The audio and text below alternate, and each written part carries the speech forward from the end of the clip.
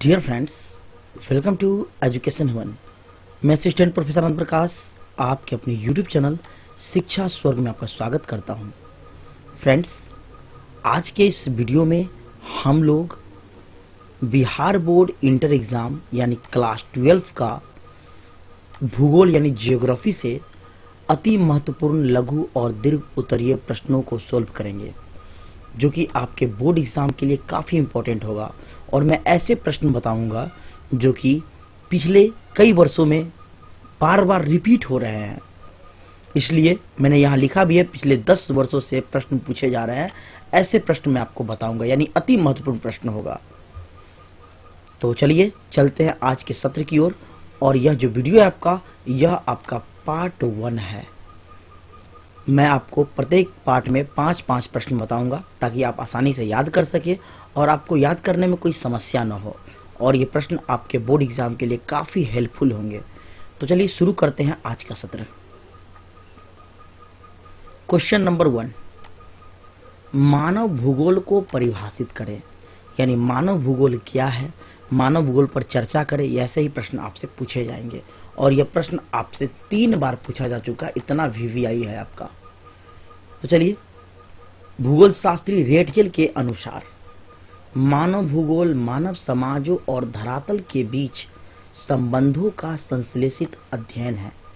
यानी कि रेटजेल जो है, इनके अनुसार क्या कहा गया कि मानव भूगोल जो है समाज और धरती के बीच जो संबंध है ना, उसी का अध्ययन वह मानव भूगोल कहलाता है। एक और भूगोल शास्त्री एलन सी सैंपल, उनके अनुसार मानव भूगोल और स्थिर पृथ्वी और क्रियाशील मानव के बीच, और स्थिर पृथ्वी और क्रियाशील मानव के बीच परिवर्तनशील संबंधों का अध्ययन है, जो कि लगातार क्या होता है, परिवर्तन होते रहता है। तो ये 2 परिभाषा मैंने आपको बताया, जो आपको आसानी से याद हो जाए, याद कर ले, हो सके तो दोनों कर ले। चलते हैं अगले प्रश्नों की ओर। नेक्स्ट मोस्ट वीवीआई प्रश्न, जन्म दर और मृत्यु दर में क्या अंतर है। आपसे अलग अलग पूछा जा सकता है कि जन्म दर और मृत्यु दर किसे कहते हैं, तो भी आपका आंसर यही होगा।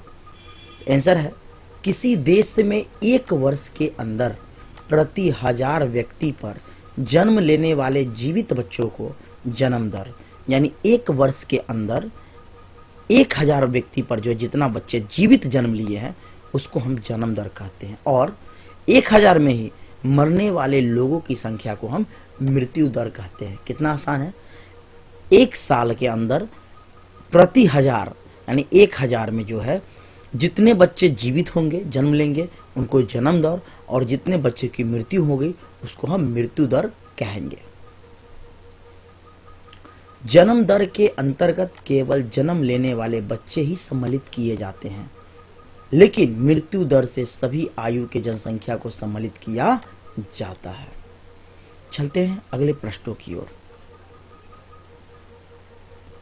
क्वेश्चन नंबर 3, मानव विकास के 3 मूलभूत क्षेत्र कौन से हैं। स्वास्थ्य, शिक्षा और संसाधन तक पहुंच मानव विकास के 3 मूलभूत क्षेत्र हैं। इन क्षेत्रों के मानव के शारीरिक, मानसिक एवं बौद्धिक क्षमताओं के विकास से लोगों के विकल्पों में वृद्धि होती है, जिससे मानव का विकास होता है। किसमें, देखिए आपका 3 इंपॉर्टेंट है, शारीरिक वृद्धि, मानसिक वृद्धि और बौद्धिक क्षमता, यानी ये तीनों का विकास जो है मानव का विकास होता है। मनुष्य के विकास का 3 मूलभूत क्षेत्र कौन है, शारीरिक विकास, मानसिक विकास और बौद्धिक विकास। ये 3 वर्ड आप याद रखेंगे। स्वास्थ्य जीवन का अर्थ होता है कि किसी देश के लोग अच्छा जीवन व्यतीत कर रहे हैं। स्वस्थ जीवन तथा शिक्षा मानव विकास के लिए आधारभूत क्षेत्र है, यानी यदि व्यक्ति का जीवन स्वस्थ होगा, खुशहाल रहेगा, और शिक्षा जो है, ये दोनों मानव विकास का एक ढांचा है। संसाधनों तक पहुंच होने का मतलब है क्रय शक्ति का होना। नेक्स्ट प्रश्न, क्वेश्चन नंबर 4, अप्रवास और उत्प्रवास में क्या अंतर है। एक देश के अंदर किसी स्थान पर दो बार रिपीट हो गया है, किसी स्थान पर किसी दूसरे स्थान से जनसंख्या के आने को अप्रवास कहते हैं। देखिए, किसी देश के अंदर किसी स्थान पर दूसरे स्थान से जो जनसंख्या चली आती है उसको हम अप्रवास या फिर अंतर देशांतरण कहते हैं। तथा जो व्यक्ति अपने निवास स्थान को छोड़कर नए स्थान पर जाकर बस जाता है उसे हम अप्रवासी कहते हैं। अब है आपका उत्प्रवास। उत्प्रवास क्या है? जब कोई व्यक्ति या व्यक्ति के समूह अपने निवास स्थान को दूसरे स्थान पर बसने के उद्देश्य से छोड़ता है। देखिए, जब कोई व्यक्ति या फिर बहुत सारे लोगों का समूह अपने निवास स्थान को दूसरे स्थान पर बसने के उद्देश्य से छोड़ता है, यानी एक होता है कि कहीं गए काम करने के लिए, है ना, और एक यहाँ क्या है कि एक जगह छोड़ दिए और दूसरी जगह जाकर बस जाएंगे, उसको हम इस प्रक्रिया को उत्प्रवास कहते हैं। जैसे मान लेते हैं कोई व्यक्ति जो है पटना में रह रहा है और वह दिल्ली के मुखर्जी नगर या राजीव नगर में जाकर वहाँ बसने का उद्देश्य है कि नहीं, मैं अपना फ्यूचर वहीं बनाऊंगा, वहीं रहूंगा, यहाँ छोड़ दूंगा, तो वही आपका क्या है? उत्प्रवास कहलाएगा। तथा अपने निवास स्थान को छोड़ने वाले व्यक्ति को हम उत्प्रवासी कहते हैं। चलते हैं नेक्स्ट प्रश्नों की ओर। नेक्स्ट है क्वेश्चन नंबर 5, लिंग अनुपात कैसे मापा जाता है? आंसर, अनुपात से आशय पुरुष स्त्री के संख्या के अनुपात से है, जिसके अंतर्गत प्रति 1000 पुरुषों की संख्या पर स्त्रियों की संख्या की गणना की जाती है। अनुपात का आशय पुरुष और स्त्री की संख्या से है, जिसके अंतर्गत 1000 पुरुषों की संख्या में कितनी स्त्री है उसी को हम लिंग अनुपात कहते हैं। यानी कि लिंग अनुपात बराबर स्त्रियों की संख्या गुना 1000 बटा पुरुषों की जनसंख्या।